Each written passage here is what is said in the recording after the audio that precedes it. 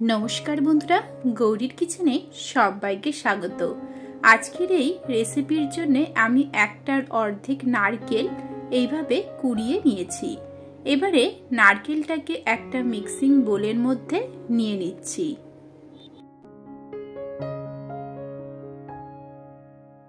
এখন বড় চামচের 2 চামচ জল দিয়ে দিলাম।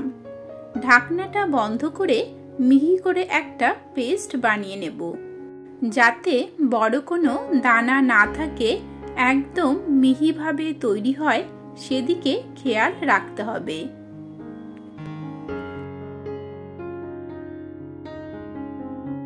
অন্যদিকে মিক্সিং বোলের মধ্যে একটা পেঁয়াজ 4টে টুকরো করে দিয়ে দিলাম।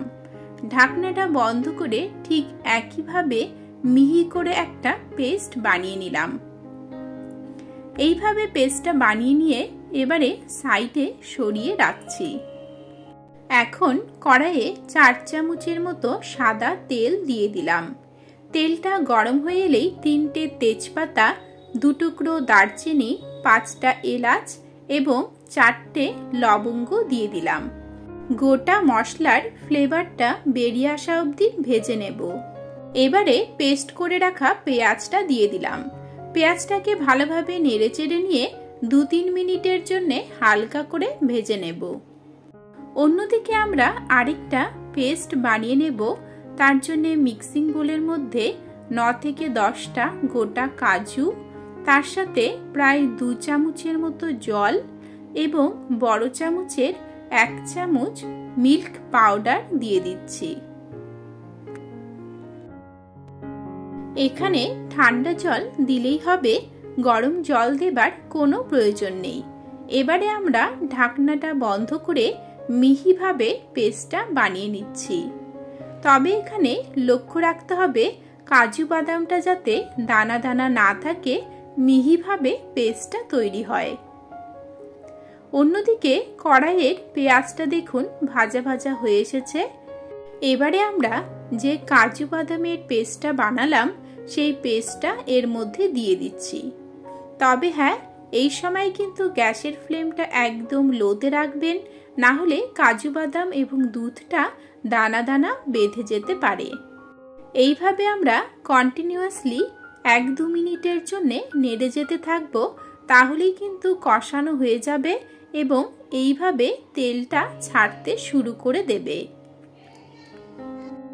কাজু বাদামের মশলাটা যখন কষানো হবে তখন আমরা এর মধ্যে দিয়ে দিচ্ছি 1 চামচ নুন, 1/2 চামচ লঙ্কা গুঁড়ো এবং 1/2 চামচ গোলমরিচ গুঁড়ো।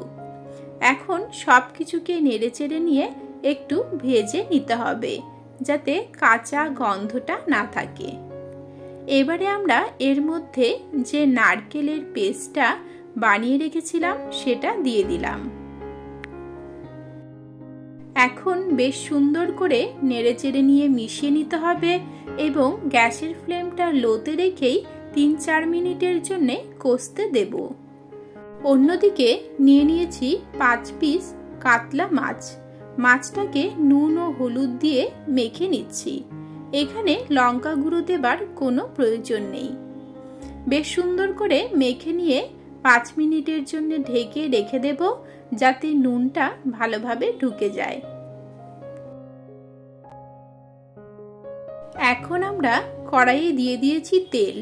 তেলটা গরম হয়ে এলেই একে একে মাছগুলো ছেড়ে দিলাম। মাছগুলোর একদিকে ভাজা হয়ে যাবে, তারপরেই আমরা উল্টে আরেক দিকে হালকা করে ভেজে নেব। আজকের এই রান্নার জন্যে খুব কড়া করে মাছ ভাজার কোনো দরকার নেই। এপাশ ওপাশ সাঁতলে নিয়েই নামিয়ে নিতে হবে। আমার ভাজা হয়ে গিয়েছে, নামিয়ে নিচ্ছি।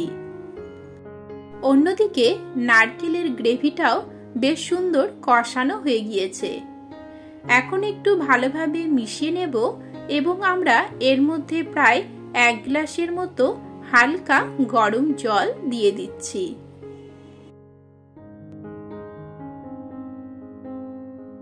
এবারে গ্রেভিটাকে নেড়েচেড়ে নিয়ে 3-4 মিনিটের জন্য ফুটিয়ে নিচ্ছি। আমার এখানে আগে থেকেই নুন দেওয়া আছে, তাই আর এই সময় দিলাম না। আপনারা কিন্তু চেক করে নিয়ে দিতে পারেন। এর সাথেই দিয়ে দিচ্ছি 4টে কাঁচা লঙ্কা। গ্রেভিটা দেখুন বেশ সুন্দর ফুটে উঠেছে। এবারে আমরা গ্যাসের ফ্লেমটা মিডিয়ামে রেখে একে একে ভাজা মাছগুলো এর মধ্যে দিয়ে দেব। এখন কিন্তু খুব বেশি নাড়াচাড়া করার কোনো দরকার নেই, কারণ আমাদের মাছটা হালকা করে ভাজা আছে, ভেঙে যেতে পারে।